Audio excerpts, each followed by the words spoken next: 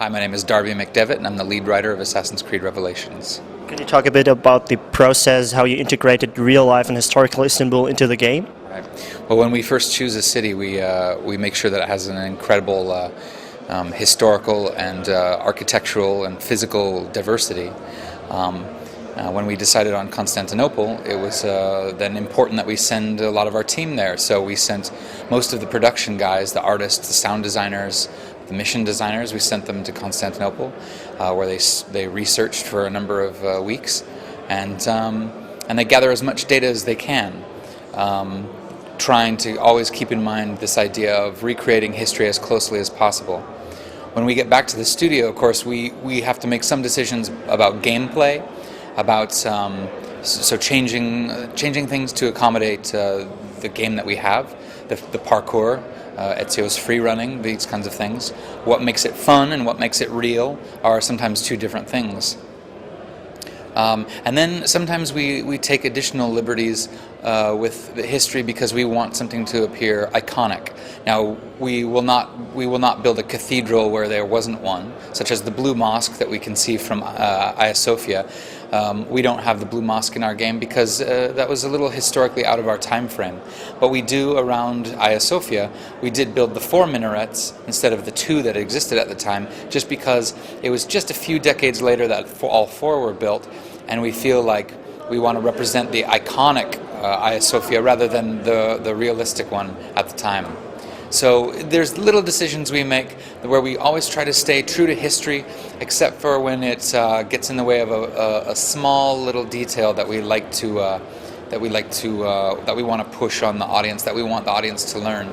Another little detail is Turkish. The Turkish that was spoken at the time was Ottoman Turkish. It would have been mixed with more Arabic words and so forth.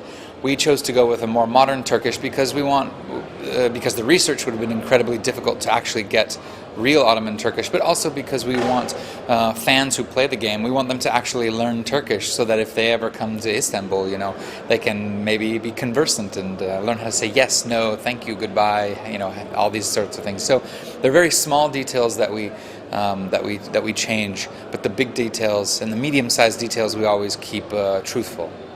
Could you talk a bit about integrating the sound bites you took today or at the present time? How do you integrate this in a historical game?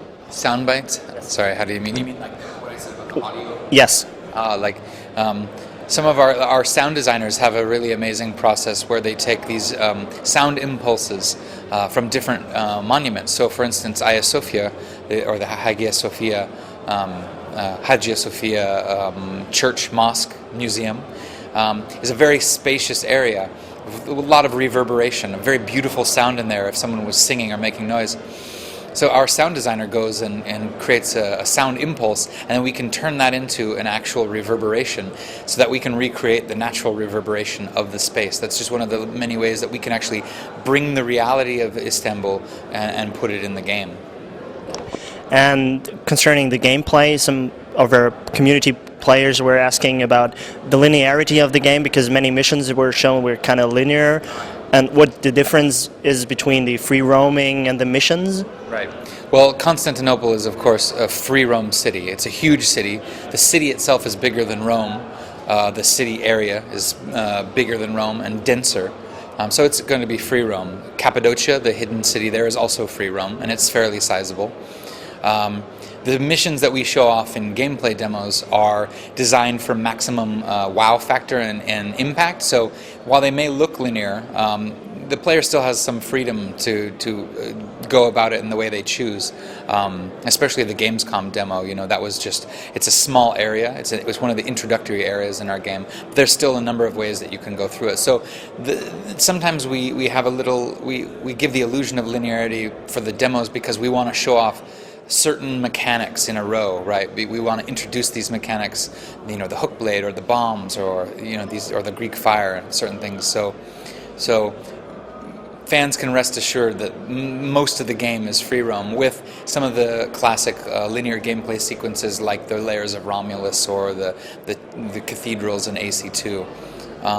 But most of the game is still an open world, player choice driven experience. Okay, final question. Can you tell us something about what happens around Desmond? Desmond is caught in a coma. He's for most of our game.